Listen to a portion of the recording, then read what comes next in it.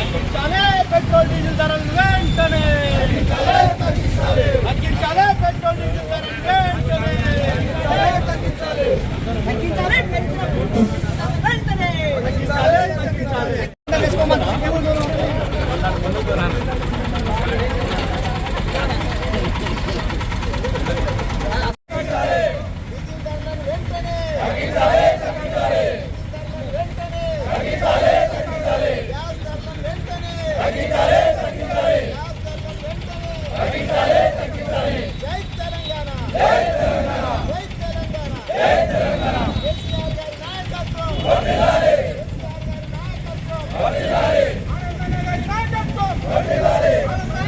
వ్యతిరేకంగా ఈరోజు వికారాబాద్ పట్టణం లోపల ఆటోకు కార్లు కట్టి లాగడం జరిగింది.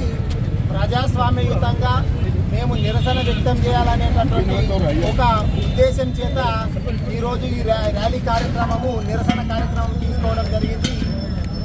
మనం చూసినాం గతం లోపల మొన్ననే 5 రాష్ట్రాలకు సంబంధించినటువంటి ఎన్నికల కంటే ముందు ఇదే బీజేపీ ప్రభుత్వం ఏం చెప్పింది అంటే, మేము ఎట్టి పరిస్థితుల లోపల పెట్రోల్ డీజిల్ ధరలు పెంచము అని చెప్పింది. కానీ ఒక్కసారి రిజల్ట్ వచ్చిన తర్వాత వాళ్ళు 3 రాష్ట్రాలలో అధికారాన్ని చేజిక్కున్న తర్వాత పట్టుమని 10 రోజులు కూడా గడవక ముందే లీటర్కి 3 రూపాయల చొప్పున పెట్రోల్ డీజిల్ మీద పెంచుడే కాకుండా గ్యాస్ ధరను కూడా ఒక కేజీకి 2 రూపాయల చొప్పున పెంచింది. గతంలో చూస్తే 2014 లోపల ఇదే పెట్రోలు 78 రూపాయలు ఉంటుండే లీటర్కు. ఇప్పుడు దాదాపు 112 రూపాయలు అయింది. 2014 లోపల డీజిల్ ధర చూస్తే 55 రూపాయలు ఉండే, ఇప్పుడు దాదాపు 98-100 రూపాయలకి ఇప్పుడు అయ్యింది. కమర్షియల్ గ్యాస్ ధరనైతే దారుణంగా మొన్న మనం చూసినాం. ఈ మధ్యనే వాణిజ్య గ్యాస్కు సంబంధించినటువంటి ధరనైతే ఒక్కటేసారి 993 రూపాయలు, అంటే దాదాపు 1000 రూపాయలు పెంచారు. అది 2014 లోపల 1600 చిల్లర ఉంటుండే. కమర్షియల్ గ్యాస్ సిలిండర్ ధర 1600 చిల్లర ఉంటుంటే ఇప్పుడు 3300 చిల్లర అయింది.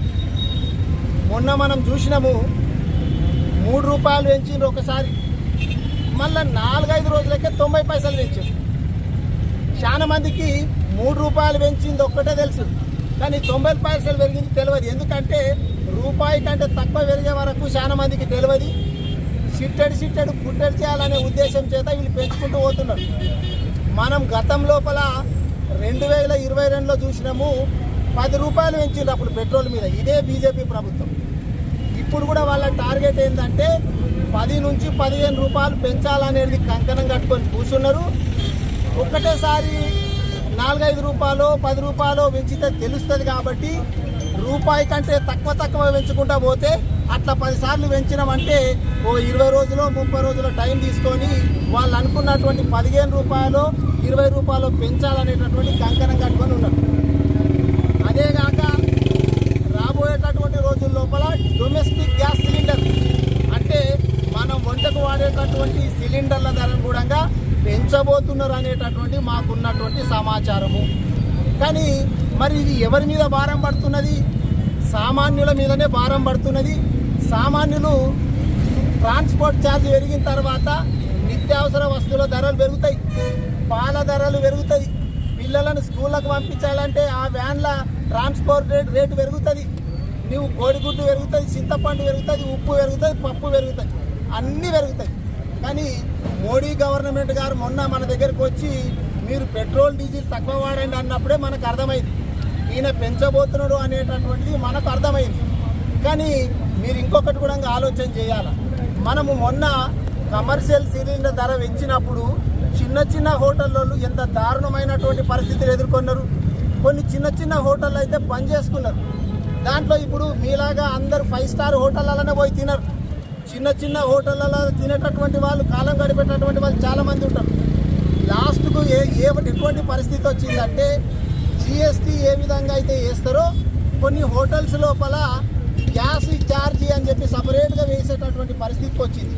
గ్యాస్ ధర పెరిగింది కాబట్టి దానికి సంబంధించినటువంటి ఛార్జీ అని చెప్పి సపరేట్ ధర వేయాల్సినటువంటి పరిస్థితి వచ్చింది. మోడీ గారి ప్రభుత్వం చూస్తూ ఉంటే, వాళ్ళ పాఠకం చూస్తూ ఉంటే మళ్ళీ వెనకటి రోజులు తీసుకొచ్చేటట్టున్నారు. ఎడ్ల బండ్లు మళ్ళీ వచ్చేటట్టున్నాయి, సైకిళ్ళు మళ్ళీ వచ్చేటట్టున్నాయి, రిక్షాలు మళ్ళీ వచ్చేటట్టున్నాయి, టూ వీలర్లు బంద్ అవుతాయి, కార్లు బంద్ అవుతాయి, బస్సులు బంద్ అవుతాయి, ఆటోలు బంద్ అవుతాయి. ఇవన్నీ కూడా బంద్ అయ్యే పరిస్థితి ఉన్నది. ఇప్పుడు రైతులకేమో రాష్ట్ర ప్రభుత్వం రైతు బంధు చక్కగా ఇస్తలేదు, కేంద్ర ప్రభుత్వం ఏమో చక్కగా కొంటలేదు, పంటలు కొంటలేదు, పండించినటువంటి పంటలు కొంటలేదు. ఎక్కడ చూసినా కానీ రైతులు ఆత్మహత్యలు చేస్తున్నటువంటి పరిస్థితులు కనబడుతున్నది. కానీ మీదికెళ్ళి వీళ్ళు మాత్రము రైతుల నడ్డి విరిచే విధంగా ఈ పెట్రోల్ డీజిల్ ధరలు పెంచారు. ట్రాక్టర్ తోటి దుక్కి దున్నాలంటే దానికి కావాల్సింది డీజిల్ ధర పెరిగితే మళ్ళీ రైతు మీద భారం పడుతున్నది. మీరేసేదేమో భారం వేస్తుండ్రు, వాళ్ళకి ఇచ్చేటటువంటి రైతు బంధు చక్కగా ఇస్తలే రాష్ట్ర ప్రభుత్వం, కొనాల్సినటువంటి కేంద్ర ప్రభుత్వం పంటలను చక్కగా గొంటలే, రైతులు ఎండకు మాడిపోతూ ఉన్నారు.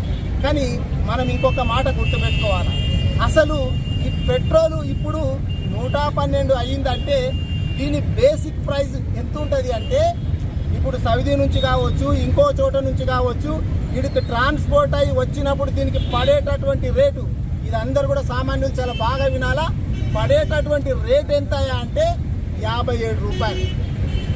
57 రూపాయలకు లీటర్ పెట్రోల్ వస్తుంది. కానీ మన దగ్గర అమ్ముతున్నది ఎంత అంటే 112 రూపాయలు. మరి మిగిలిందంతా ఎక్కడికి వెళ్ళి వస్తుంది అంటే కేంద్ర రాష్ట్ర ప్రభుత్వాలు వేస్తున్నటువంటి ట్యాక్స్ ద్వారా ఇది పెరుగుతూ ఉంది. 57 రూపాయలది 112 రూపాయలకు అమ్ముతున్నారంటే బడే బాయ్ చోటా బాయ్ కలిసి వేస్తున్నటువంటి ట్యాక్సుల ద్వారా మనకు ఉచ్చు బిగిస్తున్నది, పేదోళ్ళ నడ్డి విరుగుతూ ఉన్నది. రేవంత్ రెడ్డి గారు పిసిసి అధ్యక్షుడిగా ఉన్నప్పుడు చాలా గప్పాలు కొట్టిండు. ఏం గప్పాలు కొట్టిండు అంటే, అరే కేంద్ర ప్రభుత్వం పెంచిందేమో, రాష్ట్ర ప్రభుత్వానికి సంబంధించినటువంటి వ్యాట్ ఉంటుంది కదా, వ్యాట్ ఎందుకు తగ్గిస్తలేడు మరి అని చెప్పి అప్పుడు రేవంత్ రెడ్డి గారు మాటలు మాట్లాడిండు. మీరు ఇంకొక మాట గుర్తుపెట్టుకోవాల్సింది ఏంటంటే, ఈ వ్యాట్ లోపల హైయెస్ట్, మన భారతదేశం లోపలనే హైయెస్ట్ వ్యాట్ ఎక్కడుంది, అత్యధికంగా వేస్తున్నటువంటి వ్యాట్ వేస్తున్నటువంటి రాష్ట్రం ఏదన్నా ఉంది అంటే తెలంగాణ రాష్ట్రం. 35% వేస్తుంది, 35% వేస్తుంది. మీరు భారతదేశం మొత్తంలో చూస్తే ఎక్కడ చూసినా కానీ ఈ 35% కంటే తక్కువ ఉంది. రేవంత్ రెడ్డి గారు మరి మీరు అన్నటువంటి మాటలు ఒకసారి గుర్తు తీసుకొచ్చుకోండి. గతం లోపలనేమో కేసీఆర్ గారి మీద ఏడ్చిండ్రు, మీరు ఇప్పుడు 35% వేస్తున్నారు. ఇంకొకటి కూడా ఆలోచన చేయాల్సింది ఏంటి అంటే, ఇప్పుడు ఇదే విమానాలలో ఎక్కేటటువంటి వాళ్ళు ధనవంతులకు దాని మీద ఇంధనం మీద ఎంత వ్యాట్ వేస్తారా అంటే 1%. పేదోళ్ళు పని చేసుకునేటటువంటి వాళ్ళు సామాన్యుల దాని మీద వాడేటటువంటి డీజిల్ పెట్రోల్ మీదనేమో 35%, 35% వేస్తే ధనికులు ఎక్కేటటువంటి విమానాలకు సంబంధించినటువంటి ఇంధనం మీదనేమో 1% వేస్తున్నారు. మరి రేవంత్ రెడ్డి గారు అప్పుడు ఏమన్నారు, అరే సారానా కోడికి బారానా మసాలానా, ఇది అసలు కంటే మిథ్య ఎక్కువైతున్నది, ఏం చేస్తున్నాడు కేసీఆర్ గారు అని చెప్పి గప్పాలు కొట్టినావు కదా నాయన. మరి ఇప్పుడు ఎక్కడ పోయినావు, నీ తెలివి ఎక్కడ పోయింది? బడే బాయ్ చోటా బాయ్ కలిసి పంచుకుంటుండ్రు. నిజంగా చెప్పాలంటే బడే బాయ్ కంటే చోటా బాయ్ ఎక్కువ దోచుకుంటుండు ఈ పెట్రోల్ డీజిల్ విషయం లోపల.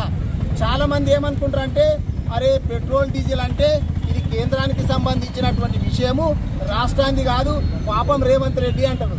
ఈడు ఎట్లున్నదంటే అంత కూడా సంతాపం తెలిపినట్టుగా రేవంత్ రెడ్డి గారు కూడా వాళ్ళ కాంగ్రెస్ పార్టీ వాళ్ళకి చెప్పి ధర్నాలు చేపిస్తున్నాడట. ఎందుకు నాయన, నీ వాట 35% ఉంది, నువ్వు 35% అంటే దాదాపు 30 రూపాయలు తగ్గించు, దాదాపు 82 రూపాయలకు లీటర్ అవుతుంది పెట్రోల్. అది చెయ్యే శాత కాదు, రైతు బంధు శాత కాదు, నువ్వు గప్పాలు కొట్టిక శాతం అవుతుంది. ఎప్పుడు చూసినా కానీ ప్రతిపక్షాల మీద కేసులు పెట్టిద్దామా, కేసీఆర్ గారి మీద, కేటీఆర్ గారి మీద, హరీష్ రావు గారి మీద మాట్లాడనికే ఉన్నది తప్ప రైతుల పక్షాన మాట్లాడాలా. నేను ఇప్పటికైనా డిమాండ్ చేసేది కేంద్ర రాష్ట్ర ప్రభుత్వాలను ఏంటంటే, మీరు వేస్తున్నటువంటి ట్యాక్స్ తగ్గించి పేద ప్రజలను ఆదుకోవాలని చెప్పి, లేకపోతే బీఆర్ఎస్ పార్టీ తరఫున ఖచ్చితంగా ఇంకా ఉద్యమాలు చేస్తూనే ఉంటాము. ఇక్కడ వికారాబాద్లో తీసుకుంటే కూడా ఎంత దారుణంగా డెవలప్మెంట్ కుంటువాడిపోతుందంటే దీని మీద మళ్ళా త్వరలోపల ప్రత్యేకమైనటువంటి కార్యాచరణ తీసుకుంటాం. ఎక్కడ కూడా పనులు జరుగుతలేవు.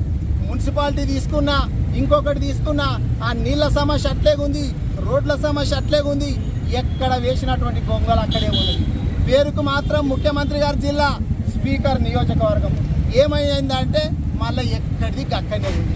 అప్పుడు గప్పాలు కొట్టిండ్రు ఇక్కడ ఉన్నటువంటి వాళ్ళు.